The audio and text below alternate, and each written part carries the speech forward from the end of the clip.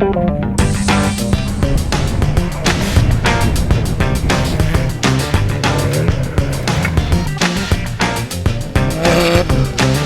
brains, like, no brains at all. Literally no brains.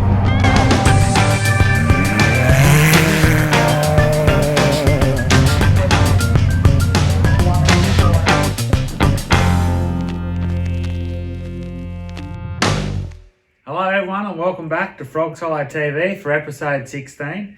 It's been a crazy few months, Wheelie, but we do apologise for the time between episodes, but I can assure you we're back and it's great to be back on set. And it is, mate. It's been a couple of crazy months and we've both had a bit going on, and you know, do what you do when you've got a job to deal with as well. That's right. It does take up a lot of time, but it's exciting to be back and we'll move forward into the season. So before we start tonight, Wheelie, the off-road community has been reeling this week after the devastating loss of two of our very own, Gary Hosker and Eddie Tarrick, after a tragic accident at Rainbow Enduro last Sunday. Our deepest condolences go to the families and friends of Gary and Eddie at this horrific time. Our prayers also with the members of the Vora Club, Rainbow community, competitors, event officials, and of course with the first respondents who are at the scene of this tragic accident.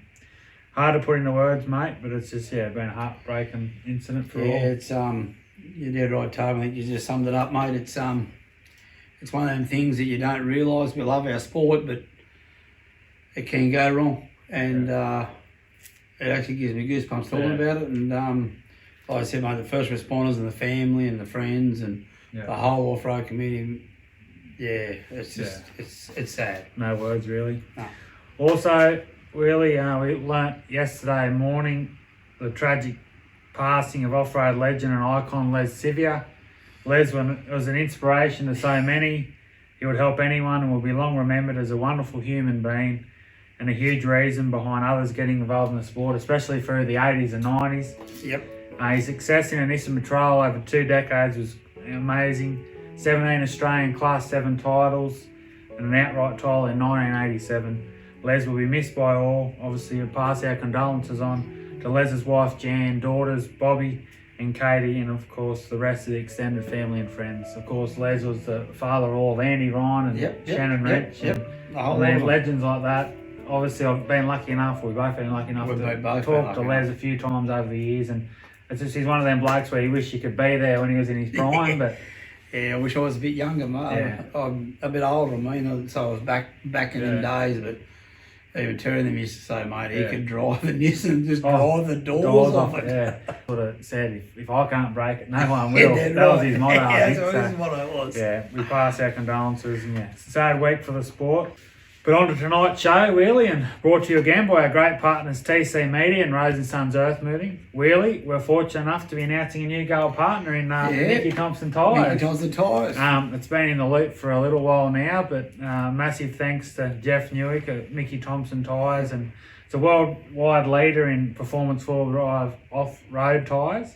It's quite a thing for our little show. Obviously, it's not what we sort of started out to do, but great to have them on board. And well, Toby, I thought you were joking until your old man turned up here with a trail of tyres, and I went, right. Yeah. So I'll get her to fit them this week, and look out, she's on. But Mickey Thompson Tyres, they're not just great for Australian off-road, they're obviously American style. Oh, the American, mate. But what they do for the sport, second to none. They obviously sponsor so many off-road teams. Yep. And just, a little bit of support they're giving us is, it's more than I'd ever expect. Yeah. And I do appreciate what they've done. And we're definitely looking forward to the ongoing partnership. And it's good. With Mickey Thompson. So thanks, Jeff.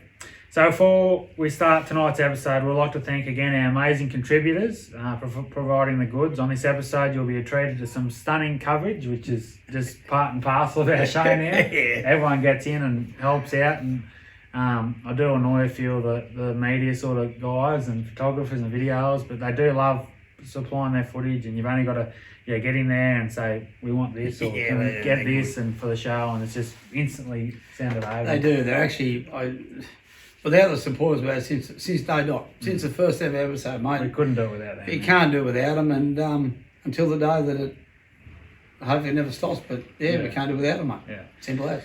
So edge of your seat footage of Brett Martin at Hillston, in-car from Matty Reid and 11-year-old Toby Musical at Moranbah, which is incredible. Action at the Love Day 400 thanks to Paul Chorlton and B-Day Wilson, and also to Brett Lehman Photography, plus more in-car from Stephen Ketteridge Hall and Adam Trewella, our 1-2 finishes at the Gascoigne Dash at the end of July. Yep. So straight in at Wheelie, we've had a lot of events to catch up on. Obviously, we've been missing for the 7 or 8 weeks now, but other things in the road. So we'll try and get through the month of July on this episode, so stay tuned for that. We go all the way back to early July Wheelie, and I was fortunate enough to make the trip down to beautiful Hillston with Kaylee, and it was great to be part of the Griffith event. Obviously, their first time at Hillston at the and it was just you and Carl went down. I couldn't make it, mate. I was still a bit wounded. Yeah, bit under the weather. Bit under the weather, but no, it's good, Tobe. I would have loved to have gone because they've changed venues, and it would have been good to see. And it was a great event. The ARB TCT the Gap 440, second round of the Australian ARB Championship. Toby Price was a late entry, but he put a lot of doubters to bed because he was. I went around the track with Jason Hample, navigator of Glennie Collis. Took a couple of beers around, and we actually got a couple of flats. It was quite the challenge just to get around the recon. I tell you what, mate. It was tight. It was rocky. It was everything you could imagine about an off-road circuit. Hillston. But it was a driver's track, so they just can't say, Toby Price, mate.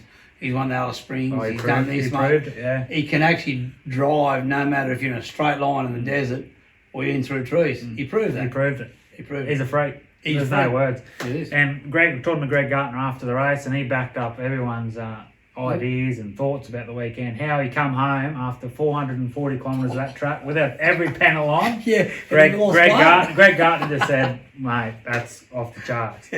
Brothers Dale and Brett Martin secured second and third outright. Dale had the outright lead in his father's Alpha, and heading into that last, 70, 80 Ks, he had a flat tyre which hampered all his outright hopes. But for me, Brett Martin finished third outright, but we'll get on to him in the coming shows, but the way he's driving at the moment in that Jimco, I agree, mate. He come from 32nd on that track. He drove, I was talking to Andy Brown after it, and he pulled over the side of the track with a flat tyre late on Sunday, and he said the pace he hit the banks, that I come over the walk, the pace he hit the terrain out there was... It was remarkable. He's in the league of his own. He is in the league of his own, and he'll get better and better and better as time goes on. And as the horsepower, there's rumours that he might go to Class Pro buggy.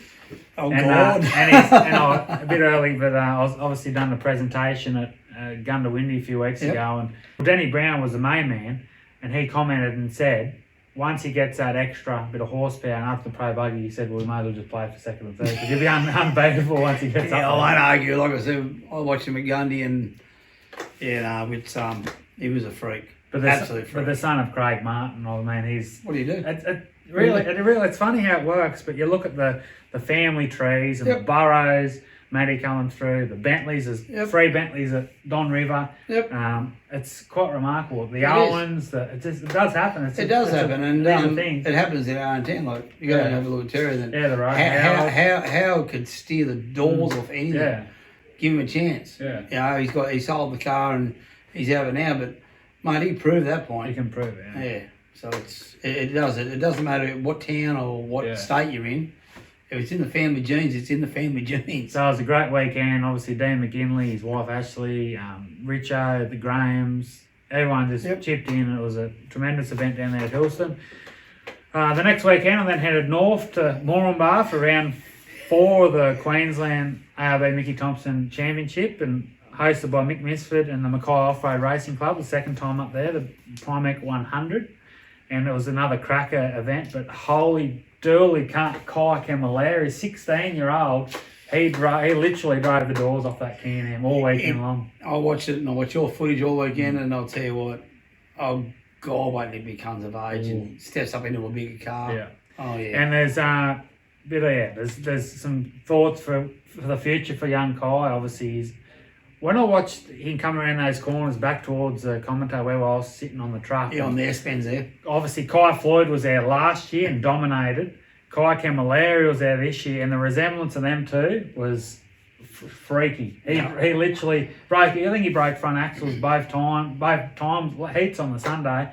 But he dominated the race. He was very impressive. Stewie Chapman was second. He had a great run. He's had a fantastic season so far. Stewie has had a really good season. Like he had obviously the off at Gundy and stuff, but Moranbah, he was just solid. First year really in the car, you know what it takes to get used to the. You got to get used to the been car. Driving patrols and stuff. You've got to sort it out, and it takes a bit of sorting out to make a car last, so you can drive it. No different to our car, mate. It takes a bit of time. It takes a bit of time. Also, James Mogford, he continued his extremely solid season, crossing third, Moggy's race, and I caught him. It was a bit of a surprise packet, as I could say, on the Saturday morning, and he was around that 6th, 7th most of the weekend, and he just shot home for third on Sunday. So congratulations, mate. Good to see.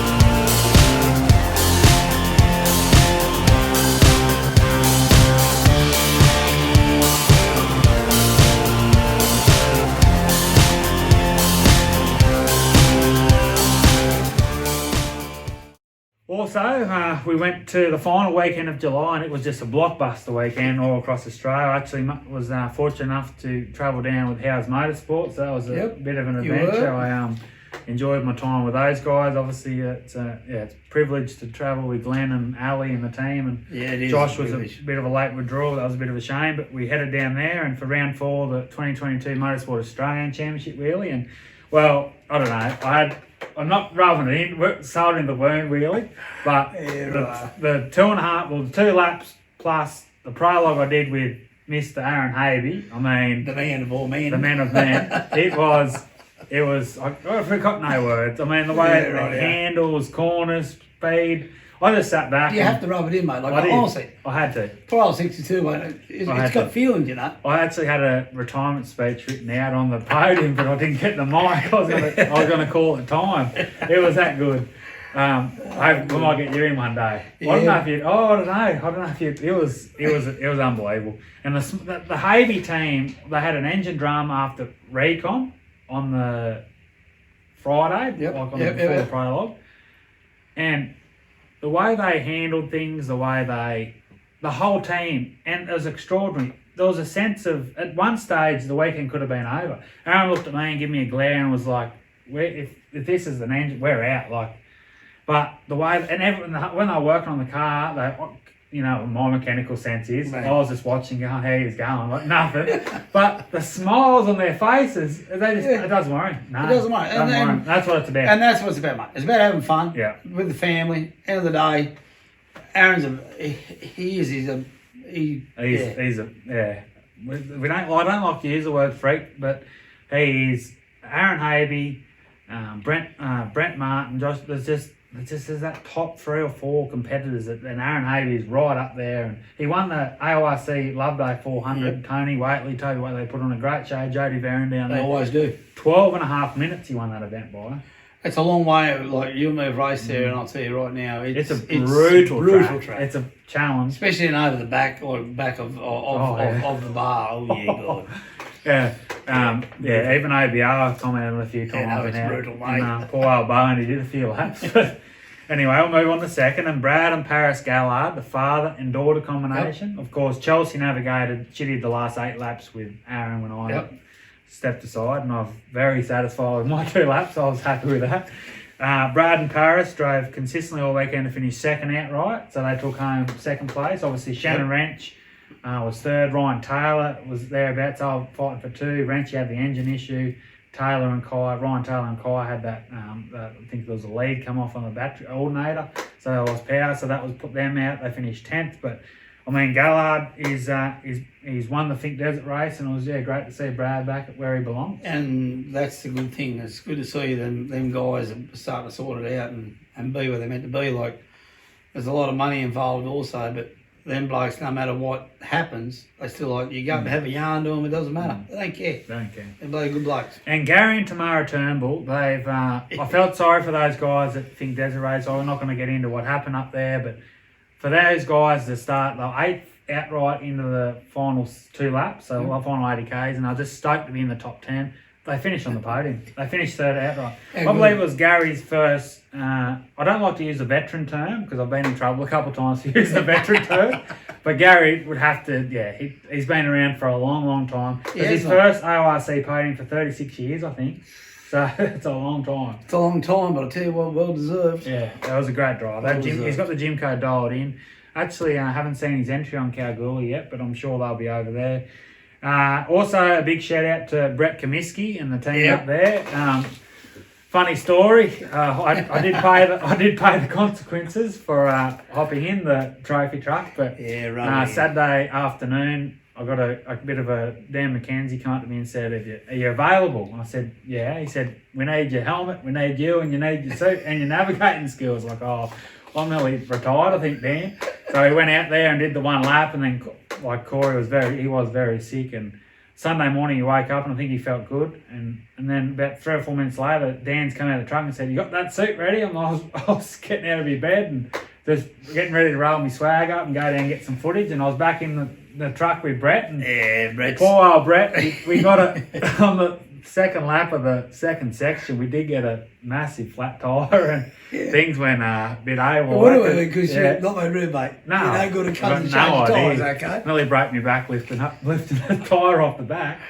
Anyway, that was if there was a camera on us changing that tyre, there'd be money in funny saying video. We would have won it. Anyway, it was a privilege to be there, and we finished under a beautiful sun shower late on Sunday, and Ali and Sarah and Glenn and Shawnee was there with a nice big loaded fries. We want to get out of the car. I don't know what they'll take. Well, we had a few beers, and but that's, as you said, that's what it's about. It's helping out, getting out. That's all we do it for. Have fun. And that's why we do it. And I don't care what people say, mate. They can say what they like, but at the end of the day, if you're not having fun, get out of it. I mean, we got a few trophies at the end of it, but at the end of the day, we go there to race. Every single person that's at the track is there to have fun. Is there to enjoy the weekend, away from life in general, and that's what it's all about. I agree.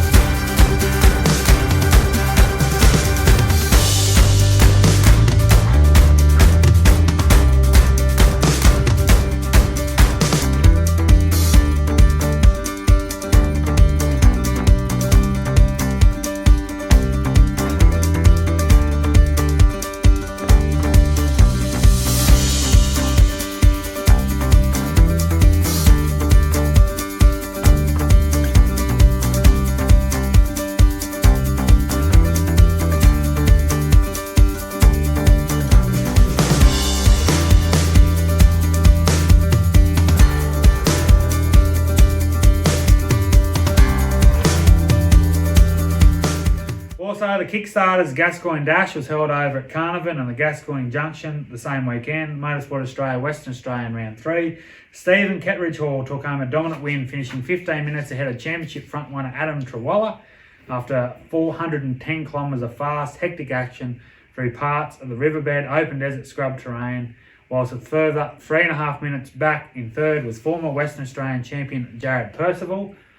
You watch races over your time, Derek, and you sort of get a glimpse of it, and you're like, geez, that looks good, or that you want to experience. And there's one race that's so far away. It's the northern part of WA. You can't get much further away, but it's just the Gash Dash. It's got a great name. OBR have won it. Everyone's been to it. It's a WA favourite, but it's just one of those events you just sort of want to see, experience. Down and back. Yeah, down and back. Same format as Fink. No, down and back. And you never know, mate. One day we might win the lottery. I was going to say, keep buying, if we start buying a few more lottery tickets, you might be right. Yeah. But thanks very much to Steve Kettridge Hall and Adam Trawalla for supplying the footage. It's an incredible insight for us, not only us, but our viewers, and you can check more out here.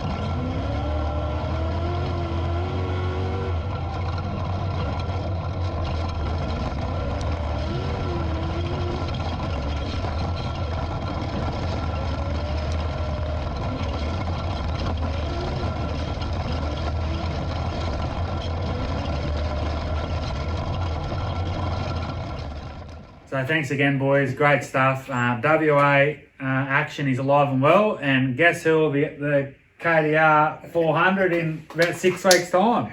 Our two ugly faces will be walking down Cowtown. We will be. Kalgoorlie trying to find the car again. Trying to find the car, yeah. We won't go into that story. We haven't got enough time. But I'll tell you what, we had a ball at Kalgoorlie last year. Just the hospitality, the setup. I was at Bathurst a few weeks before, and I felt that very similar layout. The way it was set up was perfect, and I look forward to heading back over there. And we've got to book our tickets actually. We might do that after the show.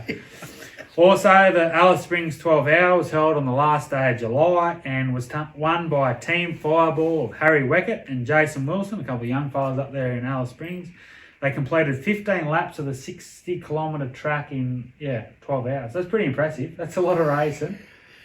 Ooh, that's a lot of racing. Nearly 1,000 Ks. 1,000 Ks. Obviously, 2 cars per team. Yeah. Great stuff to Harry and Jason. It's a big thing. I Rusty Bell goes up there and calls the race. He and does. He's shout out to Rusty. So I haven't seen Rusty for a while. I heard from him for a while. So he's a legend. He's a legend. Get him on the show one night. Bloody Rusty. So that completes our reviews, Wheelie, for this episode. But this weekend, it's the 4th edition of the 2022 Comiskey Mining Services Don River Dash at Bowen. We did have an entry in. We have had numerous dramas. We've had obviously a setback. We just couldn't make it this year. Full stop. But a huge field of 98 cars, 250 bikes ended this weekend. Just another epic event. You just see, and what I love about those sort of events, you see that obviously everything's around social media, but you see the cars rolling in, and that's what Michael Marson, who talked to one of the local radio stations this week, that's what it's about. And as you know, it's not about the 3 hours of racing. It's about the 3 or 4 days before. It's about people getting in, buying from the local communities, going to the local pub, staying at the local... Spending money in the town, mate, because the town's not a big town up there. It's like Warrior, no different. Yeah. It's like a lot of towns. Yeah. It's not a big town. Spend the money. Yeah. And they do. They come into town, they spend the money, they have a good time. I can confirm at the time of filming this episode that Billy Geddes has a 16-second lead over Aaron Havey, who's sitting nicely in 2nd position. He was my early selection. I know we didn't get the episode out early enough. And I'll tell you, mate, look out tomorrow because Aaron's coming. Yeah. But Kent Battle's still well within a chance. He's only around at 50 seconds behind. He's the same car and element, and he's Townsville based, and he knows the terrain pretty well. He only has one little off and you're there. Yeah. And also, shout out to Mick Marson, who's the president of the Burdekin Club. He is a legend, Mick Marson.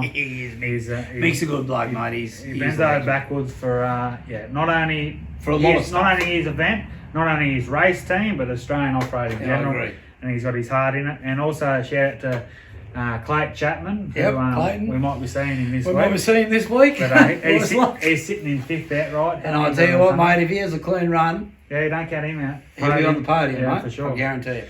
So next weekend, Wheelie, is of course the Hunter Ridmaster 200 here at Warriata and 50 odd crews, and it's great to have racing back at Monomeath. Yeah, mate, it will be, mate. If the rain can ping ding for a couple for the rest of the week, and they get some good weather out there, it'll be bloody good racing. Because if we get a week of dry weather, it'll be perfect for them. And don't worry, there's some. Chapman's have coming for their 9th title. But I'll tell you what. I think he might have a little bit of competition. There you go. No, I got Jason. Jason Richard. Yeah. He's quick, mate. He's quick. If I know it will take him a little bit to get into the groove. He's quick. But I'll tell you what, after that, Bryce is going to have to, and Bruce, I don't know which way they're going that way. I reckon Bryce will be good. Yeah, Bryce, but I'll tell you what, he's going to have to drive the doors off. He's going to have a go. He's going to have a crack. Also, Matty Huxley's in form. Oh, mate, Tommy Dixon. There's plenty of... Mate, there's plenty of talent. You got Nobben Rue, you got local Sam Egan, like they're up there. Yeah. Class 2, you got Nick Grease. Yeah. I mean, silly, we've got to get going before we can go anywhere. Well, give us 62. What are we up to, Ribbit? Well, we've got a bit of an issue, but anyhow, we'll see Clayton and Rob on Wednesday, I reckon. So then the following weekend, it's another huge weekend of racing across Australia. You've got the Teagle Excavations ARB Pines Enduro, which is the final round of the ARB Australian Championship down there in beautiful Millicent. Been there once. Fortunate enough to go down with Terry one year. And an incredible race. Picturesque, idyllic, you could say. And the perfect scenery for an off-road event. It is a good place. But cold, and beautiful. Do they mix? They do, like. Yeah. When it comes to off-road racing, also the Gold City 240s on up at Charters Towers. And shout out to Charters Towers. They've been awarded round 1 of the 2023 Motorsport Australian Off-Road Racing Championship. That's a big call, mate. Yeah, big call. It's a long way up to Charters Towers. Long way. God. Also, next weekend is the Three Springs 360, which is the 4th and penultimate round of the WA Championship for Kalgoorlie. So all the best over there to the WA guys. Yeah, so much action ahead, Wheelie. But before we sign off tonight, you got any final thoughts heading into the next few weeks of racing? Just stay safe. And just remember, guys, I don't know if everyone that's coming to Warrior next weekend has have looked at the rule changes. We've got to carry 4 kilos of fire extinguishers. So if you've got 1.5s or you've got 2s or you've got 1s, you need to have 4 kilos. It's only a little shout out, mate. I know a lot of people might have read it, but you have to have 4 kilos. And it just saves the Warrior Club having to deal with people who've only got 2 extinguishers, got to have 4 kilos. And just as we said, reiterated on before, just a massive shout out to obviously all the families and crews and officials involved in the tragedy. To the Sivia family, God bless them all. We're thinking of yous, and hopefully everyone can just move forward the best we can in challenging times. So that's a wrap on tonight's show, Wheelie. Another massive thank you to our mate Jeff Newick up there at Nicky Thompson. I thought he was very pretty proud actually to have him on board. I'm actually proud when they all turn up. Yeah, but thanks again, mate. It's feel a bit blessed to have you guys supporting our little show, as we like to call it. It is. The racing this weekend at Bowen. All the best for the rest of the weekend. We wish you were up there, but hopefully next year. And more importantly, stay tuned for the next episode of Frog Solo TV. Cheerio. Cheers.